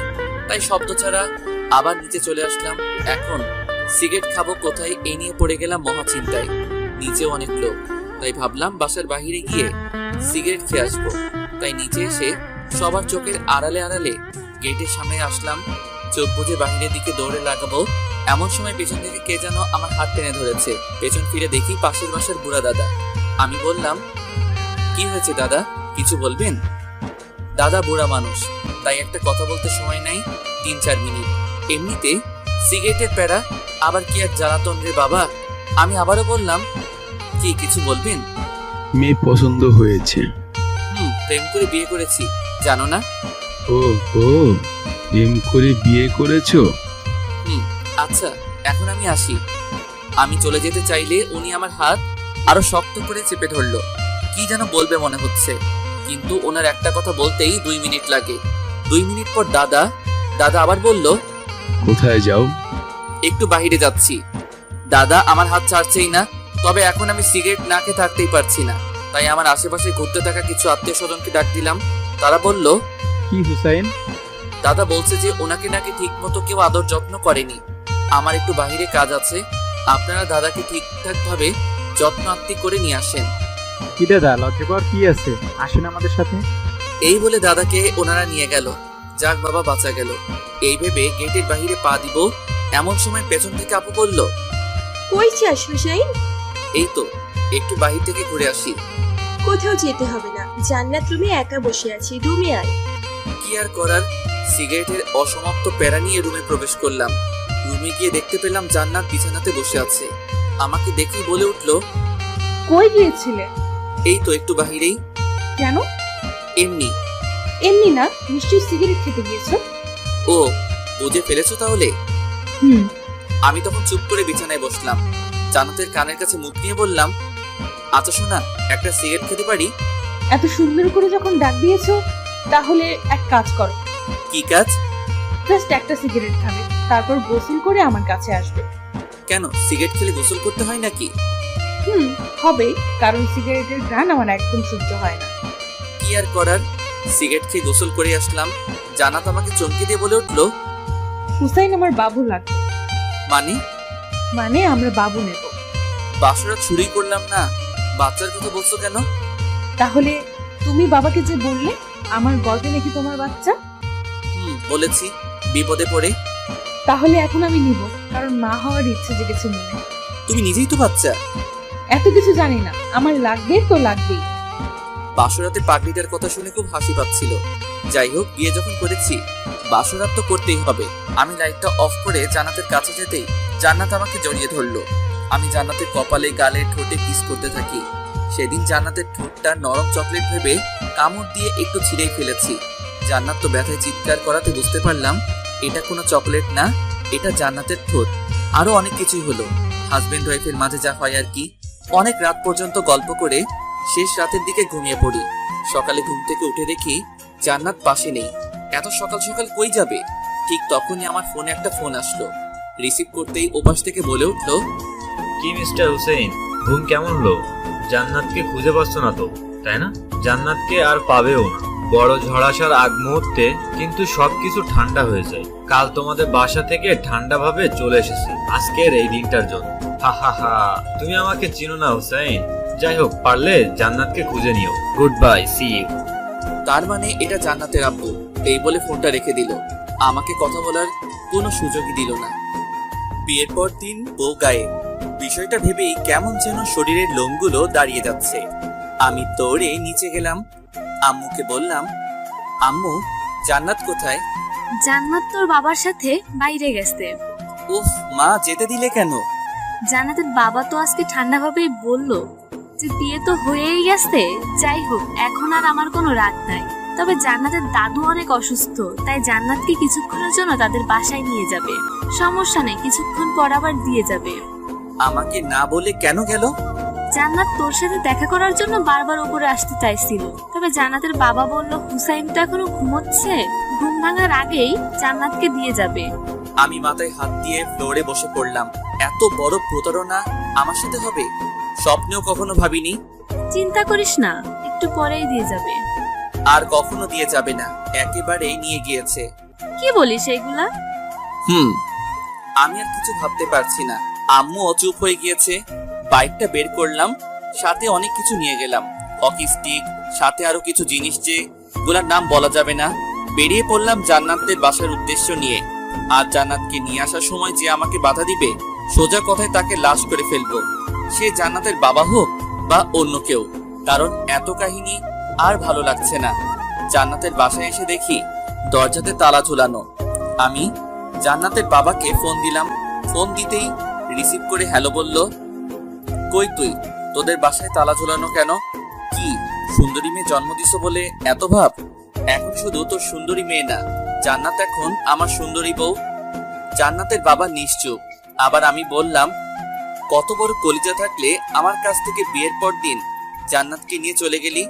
সাহস থাকলে সামনে আয়, আমি তোদের বাসার সামনে। বাবা, আমি এক গ্লাস পানি খেয়ে এসে কথা বলি।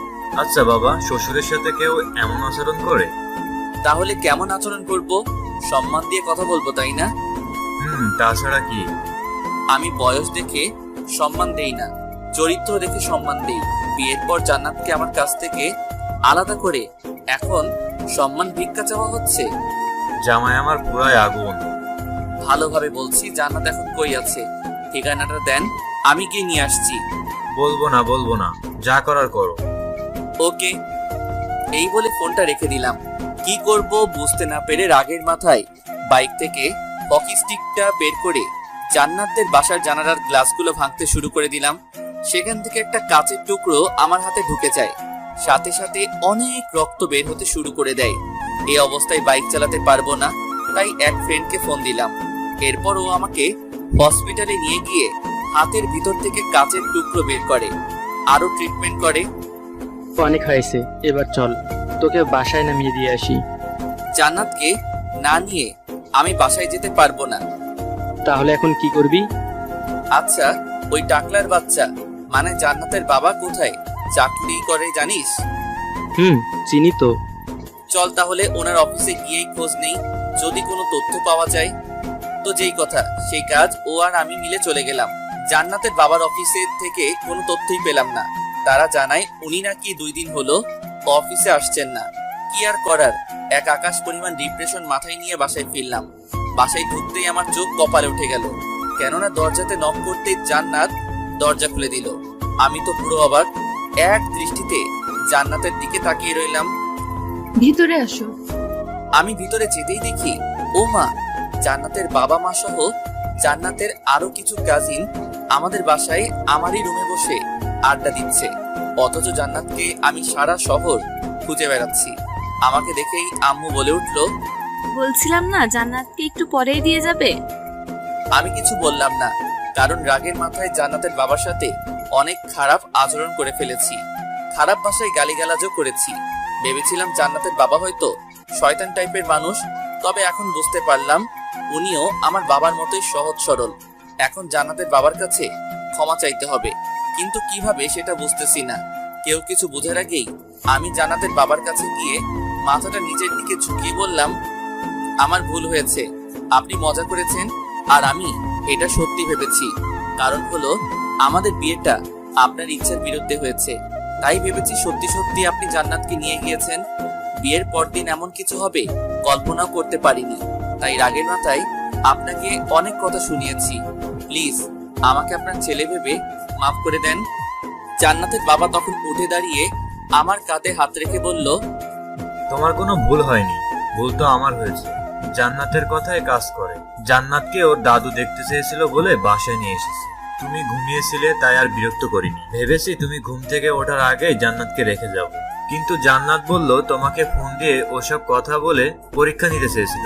বিশ্বাস করো, জান্নাত লিখে দিয়েছিল আর আমি ওগুলো পড়ে পড়ে বলেছি। আমি মনে মনে ভাবলাম জান্নাতের কাছে শয়তানও হার মেনে যাবে, এটা তো সামান্য বিষয়। ও আচ্ছা, তাহলে পরীক্ষা নিয়ে কি বুঝলেন? আমি কি পরীক্ষায় পাশ করতে পেরেছি? পাস না, তুমি 100-তে 100 পেয়েছো। জানোই জান্নাত ছাড়া আমার আর কোনো ছেলে মেয়ে নেই। ছোটবেলা থেকেই জান্নাতের সব ইচ্ছা পূরণ করেছি, ওর বিয়েটা আমার ইচ্ছেতে দেব বলে। কিন্তু শয়তান মেয়েটা চালাকি করে ঠিক সময় বাসা থেকে বের হয়ে তোমার কাছে চলে এসেছে। তবে তোমাকে আমার খুব পছন্দ হয়েছে। শেষ কথা হলো জান্নাত কিন্তু আমার খুব আদরে মেয়ে। আশা করব তুমি আমার থেকেও বেশি আদর করবে জান্নাতকে। অবশ্যই। আমি জান্নাতকে নিয়ে পাশের রুমে গেলাম। কিছু কথা আছে ওর সাথে। জান্নাত যেতে চাইলো না, কারণ ও বুঝে গিয়েছিল আমি অনেক রেগে আছি আর বারবার আমার কাটা হাতটার দিকে তাকাচ্ছিল। কি হয়েছে এটা হয়তো বলার সাহস পাচ্ছে না। তো জান্নাতকে এক প্রকার জোর করেই পাশের রুমে নিয়ে গেলাম। জান্নাতের দিকে তাকাতেই চমকে গেলাম। ঝামেলা লাগিয়ে দিয়ে এখন এমন ভাবে আমার দিকে তাকিয়ে রয়েছে যেন পৃথিবীর সব থেকে নিষ্পাপ মুখগুলোর মধ্যে একটা। জান্নাত বলল, সরি। এত বড় ঝামেলা লাগিয়ে মাত্র 2 অক্ষরের সরি? তাহলে কি করতে হবে বলো? 2 টাকার মার্বেলের মতো বড় বড় চোখ করে তাকিয়ে না থেকে কাজের কথায় আসো। কাজের কথা মানে? মানে আমি রাগের মাথায় তোমাদের বাসার সব জানালার গ্লাসগুলো ভেঙে দিয়েছি। সো কি? তাড়াতাড়ি বলো। সো ওইগুলো জরিমানা তুমি দিবে। জানি আমার বড়লোক শ্বশুর কিছু বলবে না, তবে আমার একটা সম্মান আছে না, তাই আমাকে ঠিক করে দিতে হবে। তুমি ভেঙেছো, তুমি ঠিক করে দাও, আমাকে বলছো কেন? ও হ্যালো, তোমার জন্য এসব হয়েছে? আমি কি তোমাকে আমাদের বাসার গ্লাসগুলো ভাঙতে বলেছি? আমার ঘুম পাচ্ছে, আম্মুর কোলে শুয়ে থাকবো, গেলাম। এই বলেই জান্নাত পিছন ফিরে চলে যেতে লাগলো। আমি বললাম, এই জান্নাত শুনো তো, ওই জান্নাতের বাচ্চা কানে শুনিস না নাকি? ও মা, জান্নাতের তো পিছনে তাকানোর নামই নেই। দূর চলেই গেল। ও হয়তো ভাবছে আমাকে বোকা বানিয়ে বেঁচে গিয়েছে। আমি আবারও জান্নাতকে ডাক দিতেই জান্নাত চোখ দিয়ে ইশারা করে আমাকে ওখানে যেতে বলছে। আমি ওখানে না গিয়ে রুমে এসে ভাব নিয়ে ফোনটা কানে নিয়ে বলতে থাকলাম, হ্যালো জানু, কি করছো? আচ্ছা, আজকে কোন কালারের শাড়ি পরছো? জান্নাত এটা শোনা মাত্রই আমার দিকে দ্রুত ছুটে আসে, এসে আমার ঠিক পাশে দাঁড়িয়ে শোনার চেষ্টা করে আমি কার সাথে কথা বলছি। তখনই আমি রুমের মধ্যেই পায়চারি শুরু করে দেই। জান্নাত আমার পিছু পিছু ঘুরঘুর করতে থাকে। হঠাৎ করেই আমার হাত থেকে ফোনটা কেড়ে নিয়ে দেখে কেউ ফোন দেয়নি, শুধু শুধু ভাব নিচ্ছি। তখন জান্নাত আমার দিকে ভ্রু কুঁচকে তাকালো। আমি জান্নাতকে জড়িয়ে ধরে বিছানায় শুইয়ে দিলাম। আমি বললাম, তোমার নাকি ঘুম পাচ্ছে, তো এবার ঘুমাও। তোমার কাহিনী দেখে ঘুম চলে গিয়েছে। বলতে ভুলে গিয়েছি, জান্নাতের নাকটা অনেক সুন্দর লাগে আমার কাছে, কারণ ওর যখন রাগ উঠে তখন নাকটা ফুলে যায়, মনে হয় এখনই ফেটে যাবে। জান্নাতের নাক হাত দিয়ে চেপে ধরে ওর ঠোঁটে কামড় বসিয়ে দিলাম। একটু পর জান্নাত শ্বাস নিতে পারছে না বলে আমার পিঠে চড়ে মারতে থাকে। তখন আমি ছেড়ে দিলাম। জান্নাত হাঁপাতে হাঁপাতে বলল, আমার আমার শাসাতকে মেরে ফেলতে চাও নাকি? একদমই না। তাহলে এমন করলে কেন? সকালে তুমি আমাকে ঠিক এমন ভাবে মেরে ফেলতে চেয়েছিলে। কি বলো এসব? আচ্ছা, কেমন করে? অক্সিজেন ছাড়া মানুষ কি বাঁচতে পারে? না। তুমি সকালে আমার কাছ থেকে দূরে চলে গিয়ে তোমার বাবাকে দিয়ে যখন ওইসব কিছু বলিয়েছো, বিশ্বাস করো তখন আমার শ্বাস নিতে খুব কষ্ট হচ্ছিল, কারণ তুমি আমার অক্সিজেন। এই কথা বলার সাথে সাথে ধপাস করে জান্নাত আমাকে বুকে জড়িয়ে শক্ত করে চেপে ধরে বলল, সরি, আর কখনো এমন করব না, প্রমিস। ভালো। আচ্ছা, এক কাজ করো। কি কাজ? আবারও আগের মতো আমার ঠোঁটে কামড় দিয়ে শাসাতকে মেরে ফেলো। আবারও কিস খাওয়ার ধান্দা? খুব চালাক, তাই না? কিন্তু আগের বার শুধু উদাহরণ দিতে কিস করেছি, সো আর দিতে পারবো না। এখন কিস দিবি না? ওই তুই করে বলবি না। কি করবি তুই? 100 বার বলবি তুই তুই তুই। মাত্র 4 বার হয়েছে, আরো 97 বার বল। এমন সময় পাশের রুম থেকে জান্নাতের বাবার ডাক শুনতে পেলাম। জান্নাতের বাবা বলল, আজকে তাহলে আসি, কিছুদিন পর তোমাদের বিয়ের জন্য বড় করে অনুষ্ঠান পালন করব। ওকে। তবে অনেক চিন্তা হচ্ছিল, কারণ তারা তো বাসায় যেতেই দেখতে পারবে তাদের বাসা জানালার সব গ্লাস ভাঙা। সে যাই হোক, পরে দেখা যাবে। এর আগে এক ফ্রেন্ড কিছুক্ষণ আগে ফোন দিয়ে আমাকে বাইক নিয়ে যেতে বলল, বিপদে পড়ছে বলল, তাই বাইক নিয়ে বেরিয়ে পড়লাম। ফ্রেন্ড তৌফিকের কাছে যেতেই তৌফিক বলল আজকে নাকি ওর জিএফ এর বার্থডে, তাই আমাকে সাথে নিয়ে জিএফ এর সাথে দেখা করতে যাবে। আমি আর তৌফিক গেলাম। যেতেই দেখতে পেলাম তৌফিকের জিএফ সহ আরো অনেক মেয়ের উপস্থিতি। আমি তৌফিককে বললাম, তুই দেখা কর, আমি এখানেই বাইকেই বসে থাকি। কিন্তু তৌফিক আমাকে নিয়েই গেল। দেখা করার এক পর্যায়ে তৌফিকের দরকারি একটা ফোন আসে, তাই তৌফিক তাড়াহুড়ো করে সেখান থেকে চলে যায়। যাওয়ার আগে আমাকে বলল যে ওর জিএফকে বাসায় নামিয়ে দিয়ে আসতে। আমি তৌফিকের জিএফকে বললাম, আপনি নিশ্চয়ই আমার সাথে যাবেন না? তাহলে আমি আসছি, আপনি এখান থেকে সোজা চলে যান। জি না, আপনি আমাকে নামিয়ে দিয়ে আসবেন। তো কি আর করার। তবে রাস্তায় উনি বলল ওনার এক ফ্রেন্ড নাকি আমাকে পছন্দ করেছে। পছন্দ করতেই পারে, এতে এমন কি হয়েছে? যদি বলি ভালোবেসে বিয়ে করেছি। এটা তৌফিক আপনাকে বলেনি? জানি। তাই কি হয়েছে? বউ থাকবে ঘরে আর জিএফ থাকবে বাইরে, সিম্পল। আমি এই কথা শুনেই বাইকটা থামিয়ে তৌফিকের জিএফকে বললাম, বাইক থেকে নামেন। কেন, কি হলো আবার? নামতে বলেছি, নামেন। তৌফিকের জিএফকে মাঝ রাস্তায় নামিয়ে দিয়ে বাসায় চলে আসলাম, কারণ তার কথা আমার ভালো লাগেনি। এসব টাইপের ছেলে মেয়েদের জন্য বিবাহিত অনেক সংসারের শান্তি নষ্ট হয়ে যায়। ভালো লাগতে পারে অনেকজনকে, এটা ঠিক আছে, তবে ভালোবাসতে হয় একজনকেই। বাসায় আসতেই প্রথমে জান্নাতের কাছে বসলাম, তবে আমি ওর কাছে বসাতেই ও আমার থেকে দূরে চলে যায়। কি হয়েছে? এমন করলে কেন? কার সাথে দেখা করে আসছো, সত্যি করে বলো। আমি সবকিছু খুলে বললাম, কারণ জান্নাত আমার শরীরে অন্য কারো ঘ্রাণ পেয়েছে হয়তো। কি তীক্ষ্ণ ঘ্রাণ শক্তি, সত্যি অসাধারণ। আচ্ছা যাও, গোসল করে আসো আগে, এরপর একটা কথা বলবো। কি কথা? এখনই বলো। না, আগে গোসল করে এসো। তোমার শরীরের মধ্যে অন্য মেয়েদের পারফিউমের ঘ্রাণ বের হচ্ছে, যেটা আমার সহ্য হচ্ছে না। এখন বেশি বুঝলে লাথি মেরে বিছানা থেকে ফেলে দিব। একই তো মেয়ের সাথে দেখা করে আসছো, আবার আমার মুখে মুখে কথা। যাও গোসল করে আসো। আমি আর কিছু বললাম না, চুপচাপ গোসলে চলে গেলাম। বলতে পারেন জান্নাতের কথায় কিছুটা ভয় পেয়েছি। জান্নাত মেয়ে হলে কি হবে, ওর কিল ঘুষি লাথির যে একটা হিট আমি আগেও ফ্রেন্ড থাকাকালীন খেয়েছি, এখনো মনে পড়ে সেই কথা। তাই আর কথা না বাড়িয়ে গোসলে চলে গেলাম। গোসল করে বের হতেই দেখি জান্নাত আমার জন্য তোয়ালে নিয়ে দাঁড়িয়ে রয়েছে।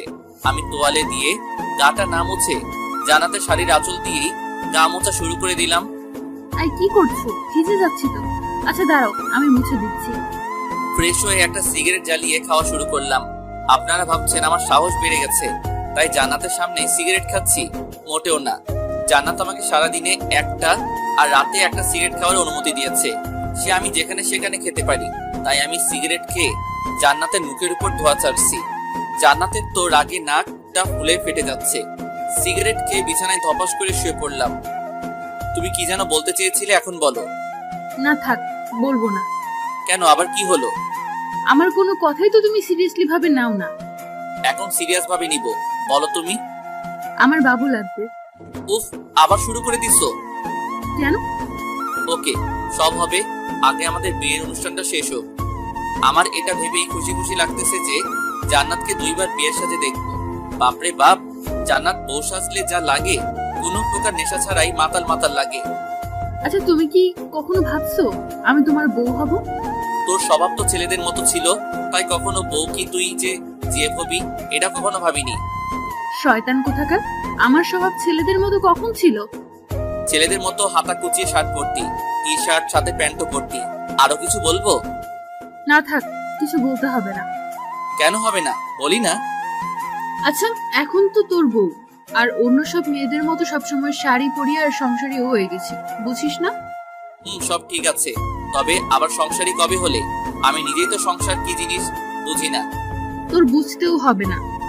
এখন নিচে যে আম্মুর কাজে সাহায্য করো, না হয় আমার সাথে চুপচাপ শুয়ে থাকো, দুষ্টামি করতে পারবা না। আম্মুর কাজ শেষ করেই আসছি, এখন তোমার সাথে ঘুমাবো।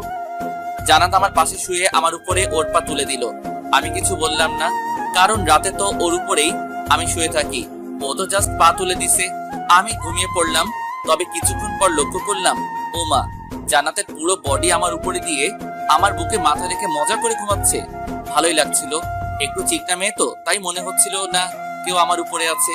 তো দেখতে দেখতে মাঝে কিছুদিন চলে যায়। কাল আমাদের বিয়ের অনুষ্ঠান, কিন্তু এখনো পর্যন্ত জান্নাতকে কোনো শপিং করে দেইনি। জান্নাত তো কখনো বলেনি। আমি জান্নাতকে বললাম, চলো তোমাকে শপিং করিয়ে দিয়ে বাসায় দিয়ে আসি, কাল আমি যে সেখান থেকে তোমাকে নিয়ে আসবো। শপিং করা লাগবে না, আমার অনেক কাপড় আছে। তো কি হয়েছে, চলো তো। জান্নাতকে নিয়ে শপিং করতে গেলাম, তবে জান্নাতের কোনো কাপড়ই পছন্দ হচ্ছিল না। আমি জান্নাতের জন্য কিছু শপিং করেছি, আমার নিজের পছন্দের। কিছু বলতে অনেকগুলো, কারণ যা দেখি সব ভালো লাগে। সব কাপড়ে জান্নাতকে সুন্দর দেখায়। জান্নাত আমার জন্য কিছু জিনিস নিয়েছে, তবে ও ওর নিজের জন্য কিছুই নেয়নি। ও আমাকে বলে ওর নাকি কিছুই পছন্দ হচ্ছে না। আমি ওর জন্য যেগুলো কিনেছি ওগুলা ছাড়া। সেদিনের মতো শপিং শেষ করে জান্নাতকে তার বাড়িতে রেখে আসলাম। রেখে আসার সময় জান্নাত অনেক কান্না করছিল। বলে কিনা আমার সাথে থাকতে থাকতে আমার প্রতি আসক্ত হয়ে গিয়েছে। আমাকে ছাড়া একটা রাত থাকা নাকি জান্নাতের কাছে 1 মাসের সমতুল্য। জান্নাতকে অনেক বুঝিয়ে রেখে আসলাম, তবে ওর শর্ত ছিল সারা রাত আমার সাথে ফোনে কথা বলবে। বাসায় এসে ভাবলাম, জীবনে অনেক বিয়ে দেখেছি যারা বিয়ের সময় বউকে প্রাইভেট কারে এমন ভাবে নিয়ে আসে যেন কিডন্যাপ করে নিয়ে আসছে। তবে আমার চিন্তা ভাবনা অন্যরকম। বউকে নিয়ে আসবো বাইকে করে, বউয়ের থাকবে খোলা চুল, যাতে আমি বাইক চালানোর সময় তার চুল বাতাসে উড়ে উড়ে আমার মুখে হালকা করে আছড়ে পড়ে। হ্যাঁ, প্রাইভেট কার থাকবে ঠিক আছে, তবে আমার বাইকের পিছনে। জান্নাতের বাসায় আমি বাইক নিয়ে ঢুকলাম। আমার ফ্যাশন দেখে সেখানে থাকা মেয়েগুলো হা করে তাকিয়ে রইলো। আমার পিছন পিছন অনেকগুলো প্রাইভেট কার ঢুকলো, সবগুলো সাদা গাড়ি। আব্বুকে বলে ছিলাম গাড়ি যেন এক রঙের হয়। এমন সময় দেখতে পেলাম জান্নাত দৌড়ে আমার দিকে আসছে। এসে সবাইকে চমকে দিয়ে আমাকে জড়িয়ে ধরলো। এই কি করছো, ছাড়ো প্লিজ, সবাই দেখছে তো। দেখো হিংসুটেরা, আমার কি, তুমি তো কাল রাতে কথা বলতে বলতে ঘুমিয়ে পড়েছিলে, তাই সারা রাত ঘুমাতে পারিনি। সারাক্ষণ শুধু তোমার কথা ভেবেছি। সরি। বিয়ের অনুষ্ঠান ভালোভাবে সম্পন্ন হলো। সো আমার ছোটবেলা থেকে যে ইচ্ছেটা ছিল বউকে বাইকে করে নিয়ে আসবো, আজ সেটা সফল হলো। জান্নাতকে বউ হিসেবে পেয়ে সত্যি আমি অনেক খুশি। তবে জান্নাত আমায় পেয়ে আমার থেকেও বেশি খুশি হয়েছে। কিছুদিন পর হয়তো জান্নাতের একমাত্র আবদার রাখতে জান্নাতকে বাবু উপহার দিতে হবে। জান্নাত আমার কাছে এই আবদারটা ছাড়া আর কিছুই চাইনি, তাই যত তাড়াতাড়ি সম্ভব এটা পূরণ করব। জান্নাত, আমার বেস্ট ফ্রেন্ড থেকে এখন আমার বউ। ইচ্ছে আছে